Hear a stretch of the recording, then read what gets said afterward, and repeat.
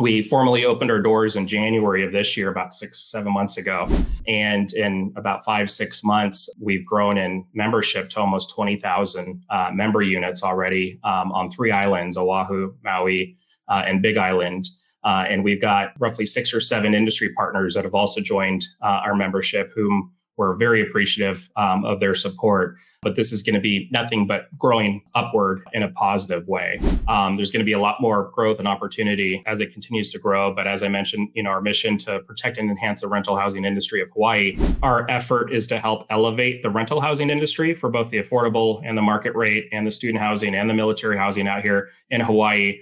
Because that'll help inspire the creation of more rental housing for everybody. For instance, Governor Green wants to build 50,000 affordable units in the next 5 years.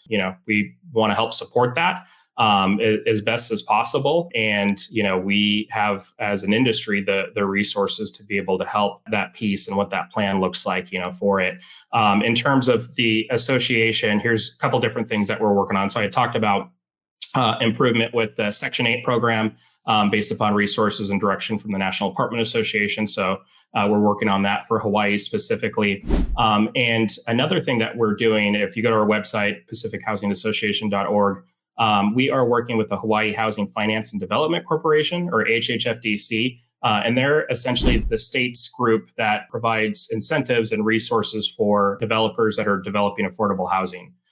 So we took their information, asked them to put together, hey, if there's somebody who's never been to Hawaii, doesn't know much about affordable housing development in Hawaii, let's summarize it down into a one-pager for us. Give that to us. We can put it on our website. We can share that, and we can just start to help bridge potentially bridge those groups, right?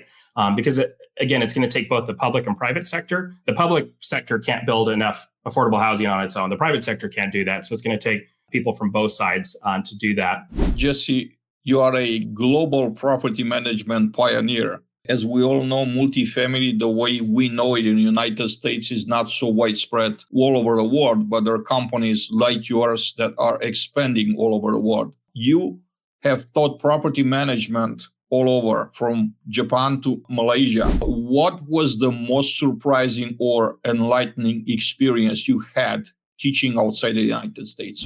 Yeah, no, good question. So I'm fortunate to have had the opportunity to share the things I've learned in my experience within other countries, whether it be in support of the company I work for that I absolutely love, Greystar, or within the industry through National Apartment Association. But I would say probably 2 things, among a gazillion other things.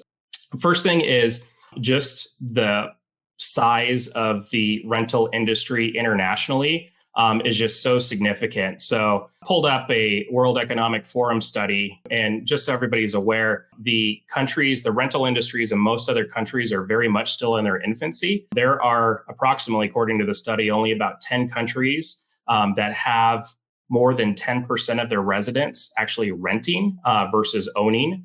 So homeownership would be 90%, renters would be 10%. In the US, it's roughly 35% is our rental population for those who rent. So as those continue to grow everywhere, it's significant. A lot of the work that I've done in terms of speaking and talking about the US apartment industry has been in Asia.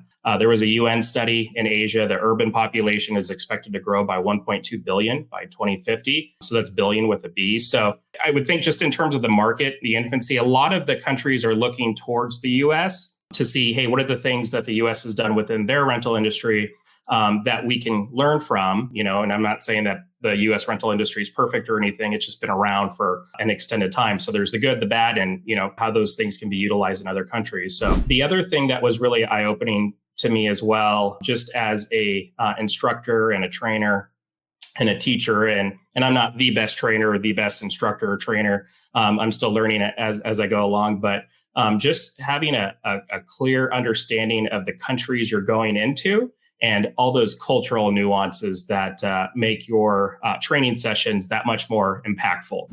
In Japan, the business card exchange is very important to them. It's called Meishi. And when you go to Japan, if you're ever going there for business, just make sure that you've got enough business cards to hand out, because it's a reflection of you as a person And in the US, we'll often just say, hey, here's my business card. And, oftentimes we don't even look at it. We put it in our pocket. But there's a very formal process with that. So it's something to keep in mind. I think the other thing too is just when you're presenting to other countries, just knowing that sometimes some of the terminology doesn't align. So when we say things like affordable housing in that other country might not mean what we're thinking. So we could be off on that side. In fact, actually, when you say affordable housing, even within the US, it can mean one thing for one person and one thing for another person. So I think it just in terms of just knowing those cultural nuances for wherever you're going is important. And then also too, just having that understanding and being prepared for any content that you're going to talk about to ensure that it translates properly.